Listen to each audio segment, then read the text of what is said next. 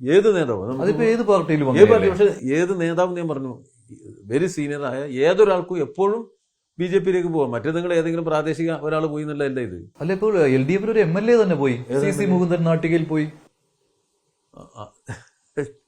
അത് നിങ്ങൾ കണ്ടെന്താ വെച്ചാല് പിന്നെ അത് അദ്ദേഹത്തിന്റെ വ്യക്തി, അതൊന്നും അദ്ദേഹം ഒന്നും ഒരു കേരള രാഷ്ട്രീയത്തിൽ നിർണായക രാഷ്ട്രീയ തീരുമാനങ്ങൾ എടുക്കുന്ന ഒരു MLA-യോ നേതാവോ അല്ല.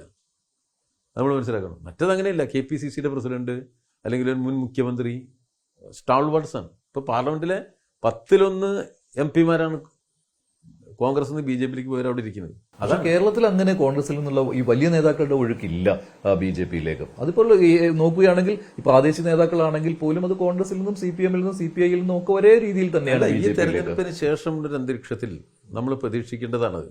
നമ്മൾ ഇന്ത്യയിൽ കാണുന്ന പ്രവണത അത് കേരളത്തിന്റെ ഒരു ബേസിലല്ലല്ലോ BJP കോൺഗ്രസ് നേതാക്കന്മാരെ നടത്തിയിരിക്കുന്നത്.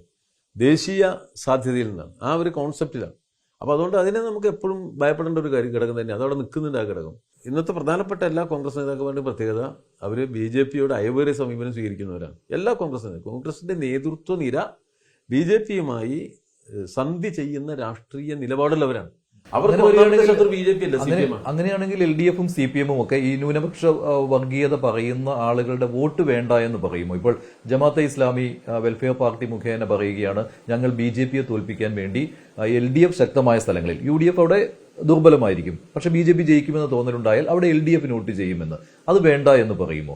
SDP അതുപോലെ തന്നെ LDF ആണ് അവിടെ ശക്തരെങ്കിൽ BJP-യെ തോൽപ്പിക്കാൻ LDF വോട്ട് ചെയ്യും. അങ്ങനെ വേണ്ട എന്ന് പറയാൻ പറ്റുമോ? വോട്ട് വേണ്ട പറഞ്ഞിട്ട് ഒരാൾ ഇതുവരെ തെരഞ്ഞെടുപ്പിൽ മത്സരിക്കും.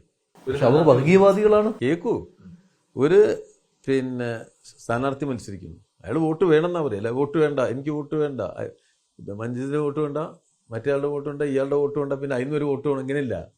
തെരഞ്ഞെടുപ്പ് എന്ന് പറഞ്ഞാൽ നമ്മൾ കാണേണ്ടത് നമ്മളൊരു സമൂഹത്തോടാണ് അപ്പീൽ ചെയ്യാൻ, രാഷ്ട്രീയ നിലപാട് വെച്ചുകൊണ്ടാണ്. അതിൽ വേണ്ടെന്നല്ല പറയാം.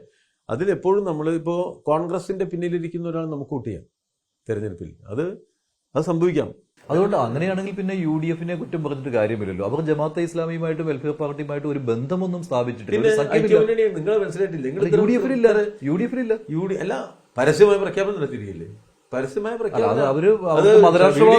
VD സതീശൻ അതിനല്ലേ, അങ്ങനെ തന്നെയല്ലേ പറയാ. VD സതീശനാണ് ആ പ്രഖ്യാപനം നടത്തിയത്.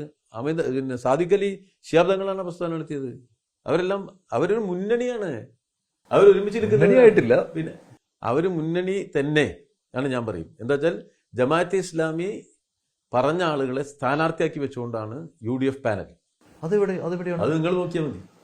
ജമാഅത്തെ ഇസ്ലാമി UDF-നോട് ആവശ്യപ്പെട്ട പ്രകാരം സ്ഥാനാർത്ഥികളെ നിർത്തിയിട്ടുണ്ടോ? ജമാഅത്ത് അതൊരു സമീപനമാണ്. അതായത് ജമാഅത്തെ ഇസ്ലാമിക്ക് കൂടി വേണ്ടപ്പെട്ട ആളുകളെ UDF പാനലിൽ കൊണ്ടുവരിക, അത് UDF ചെയ്തിട്ടുണ്ട്. പക്ഷെ അത് താങ്കൾ ഒരു ഉദാഹരണ സഹിതം പറയാൻ പറ്റുമോ? അതാ നിങ്ങൾ സൂക്ഷിച്ചു നോക്കിയാൽ കാണാൻ കഴിയും. മതമാണ് പ്രശ്നം എന്ന് പറഞ്ഞ ആള് കാൻഡിഡേറ്റാ. അതിന്റെ ഉദാഹരണം. കൂടുതൽ വാർത്തകൾക്ക് News 18 Keralam YouTube channel subscribe ചെയ്യുക.